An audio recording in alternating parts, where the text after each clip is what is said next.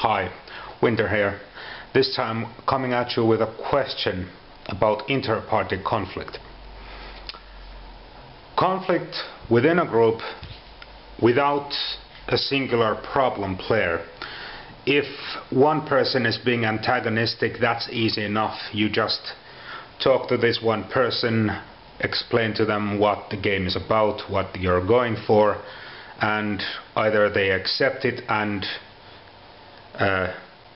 come in tune with the rest of the party, or they skip the game. That's okay. Here we have a group of people who already have an understanding, and everyone gets that, okay, just because my character says or does something doesn't mean that I'm acting against you over there across the table. You know, egos don't get easily bruised.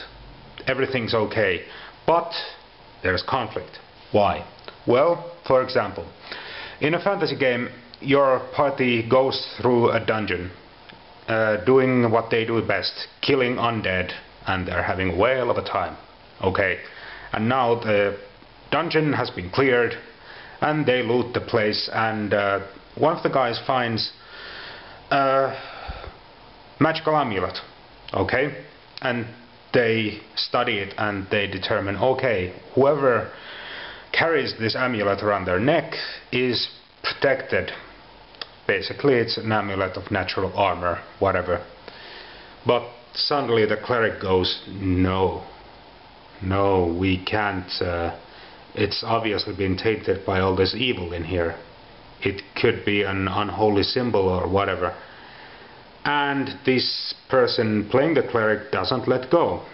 But the other guy is going, well, yeah, but we could use this to fight against evil, don't you see? And they butt heads, they go at it. Now, sometimes this can get into a real screaming match, but that's where you usually say, okay, let's take 5, have a drink of coffee and come back to this after a slight break. But yeah, what do you do when there's like, okay, that conflict I described is not that big of a deal. I mean, it's just an amulet. Even if magic is rare in this world, it's not the end of the world if they don't have it. But let's say it's something more serious, like 2 competing agendas of, like in one of my science fiction games, where they had to decide between the good of 2 very different societies. One of these sides would ultimately lose a great deal of resources and possibly in the coming years die out, and they had to make a hard choice between which do we save.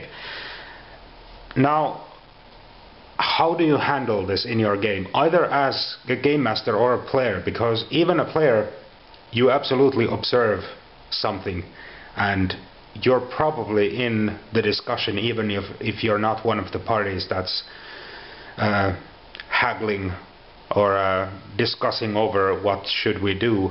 You're still there and you might give some fuel to the fire, so to speak. How do you deal with it? Now, I usually, when this sort of thing comes up, I take the back seat.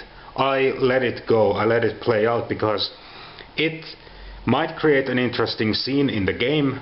It also deepens the characters a bit, explains who they are, maybe.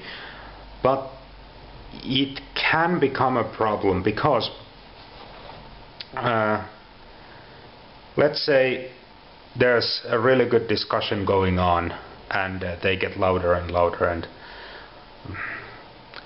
yeah, if the arguments drown out all the other role-playing, it's not going to be fun for anyone, because when the guys leave the table and they look back on the session, they might realize, oh god, we spent like 2 hours yelling about this stuff that it's not even all that meaningful to us.